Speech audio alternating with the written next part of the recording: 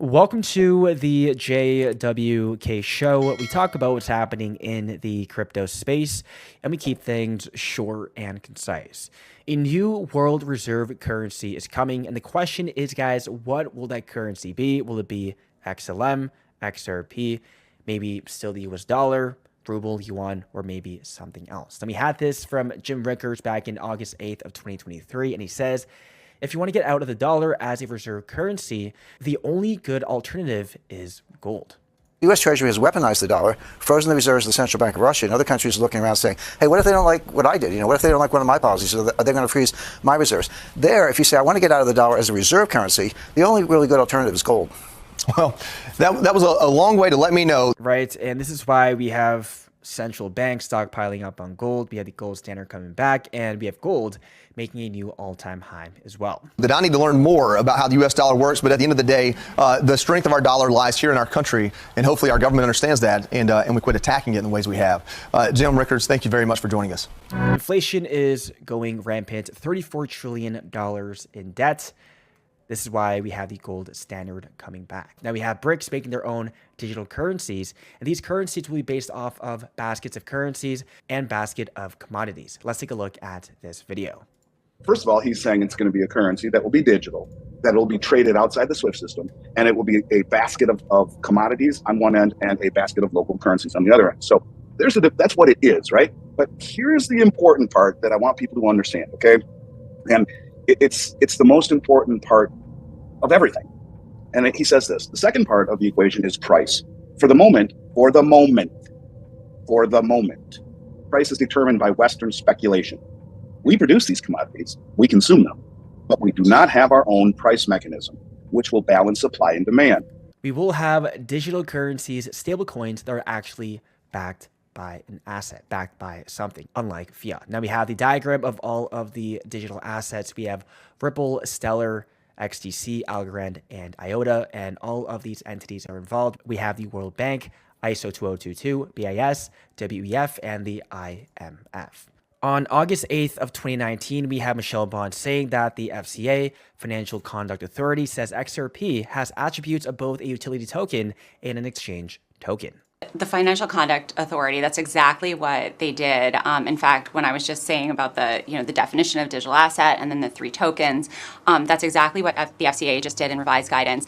And in fact, I thought they did a very good job of defining, which digital assets fell into which categories. And XRP, for example, has attributes of both a utility token and an exchange token, which we thought, was the right approach and clear. Yeah. Right, so we have Monica Long, who is the Ripple president, and this was all the way back in 2019, guys. The FCA knows that XRP is not a security, it is a utility token, and guess what, guys? In 2024, we're heading towards a utility bull run. So we should see XRP at the forefront of this crypto bull run.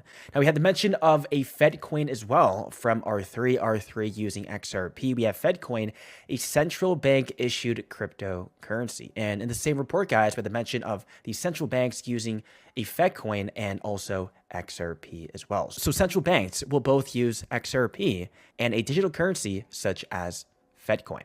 We have JP Conning, R3 consultant, talking about FedCoin on March 7 of 2024. We have Ripple working with over 50 central banks. JP is an economist who's worked in the Canadian financial industry, including jobs as an equity analyst, a financial writer, and design publishing.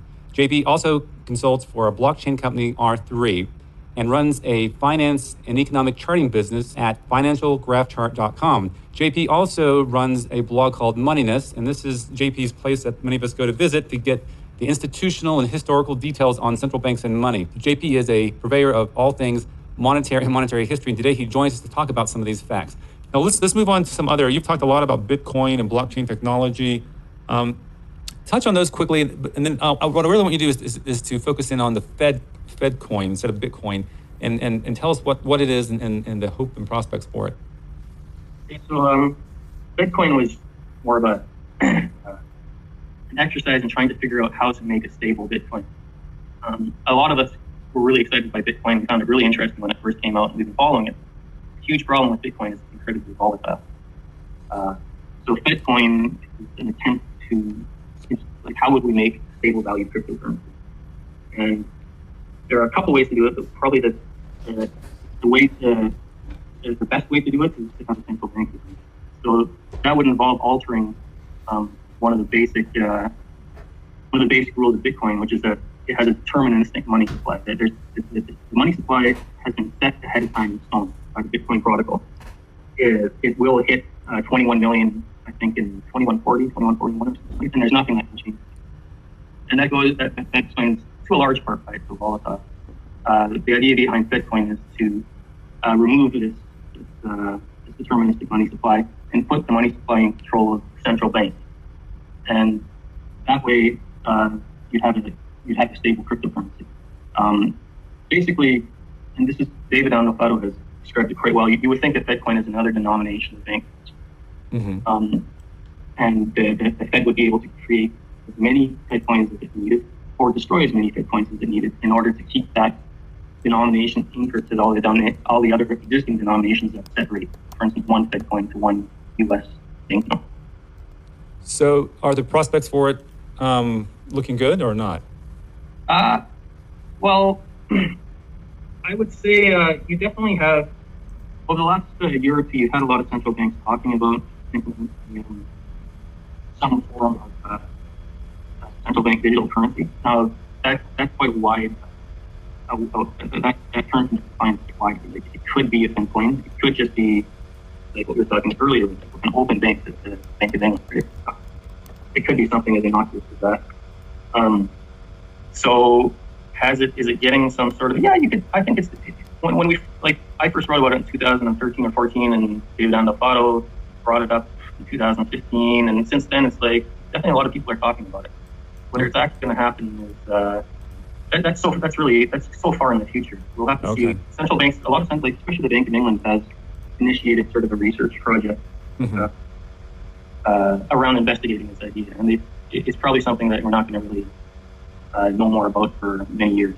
So we'll see. It's interesting. It does run into a lot of the problems we talked about earlier, like what if it disintermediates the existing banks?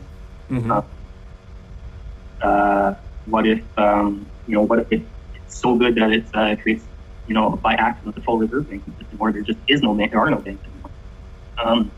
So there's a lot of interesting questions. At the same time, it implements something else that we talked about earlier, which is sort of like a postal banking system, like the equivalent to the postal bank. It gives consumers a safe option in which to keep money. So, there's definitely some potential there, but we'll have to see what happens.